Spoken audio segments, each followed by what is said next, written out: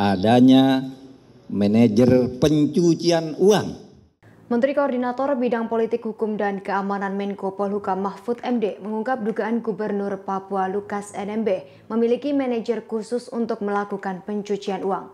Mahfud MD tak merinci terkait manajer pencucian uang tersebut. Namun Mahfud MD memastikan aparat penegak hukum tengah mendalami sejumlah kasus yang melibatkan Lukas NMB. Mahfud menyampaikan terkait manajer khusus pencucian uang dalam konferensi pers di kantor Kemenko Polhukam, Jakarta, Senin 19 September 2022. Ia berujar tak hanya satu dugaan kasus korupsi yang dilakukan oleh Lukas NMB. Beberapa kasus lain pun masih terus didalami aparat penegak hukum. Di antaranya terkait dana operasional pimpinan hingga dana pengelolaan Pekan Olahraga Nasional atau PON. Ada 12 temuan penyimpanan dan pengelolaan uang yang tak wajar oleh Lukas. Diketahui angkanya mencapai ratusan miliar rupiah. Informasi itu merujuk laporan Pusat Pelaporan dan Analisis Transaksi Keuangan atau PPATK. Dikatakan Mahfud dari 12 temuan, PPATK menemukan dugaan transaksi setoran tunai ke kasino judi senilai 560 miliar rupiah. Lukas diduga terlibat aktivitas judi di dua negara berbeda. PPATK juga menemukan setoran tunai Lukas dalam jangka waktu pendek mencapai 5 juta dolar Singapura. Masih dengan metode setor tunai, tercatat ada pembelian jam tangan senilai 55.000 dolar Singapura atau sekira 550 juta rupiah.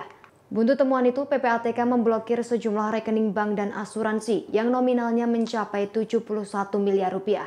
Mahfud pun mengimbau agar Lukas segera memenuhi panggilan Komisi Pemberantasan Korupsi atau KPK. Pasalnya, Lukas selalu mangkir dari pemanggilan. KPK dipastikan akan menghentikan penyelidikan jika dugaan korupsi itu tak terbukti. Ada laporan dari PPATK tentang dugaan korupsi atau ketidakwajaran dari penyimpanan dan pengelolaan uang yang jumlahnya ratusan miliar. Ratusan miliar dalam 12 hasil analisis yang disampaikan ke KPK.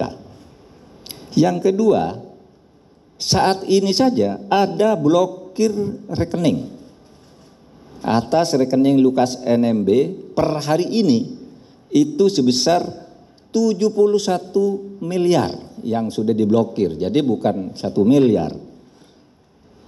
Yang ketiga, ada kasus-kasus lain yang sedang didalami tetapi terkait dengan kasus ini. Misalnya ratusan miliar dana operasional pimpinan, dana pengelolaan PON, kemudian juga adanya manajer pencucian uang. Manajer pencucian uang yang dilakukan atau dimiliki oleh Lukas NMB. Selanjutnya, BPK selama ini tidak berhasil melakukan pemeriksaan karena selalu tidak bisa diperiksa.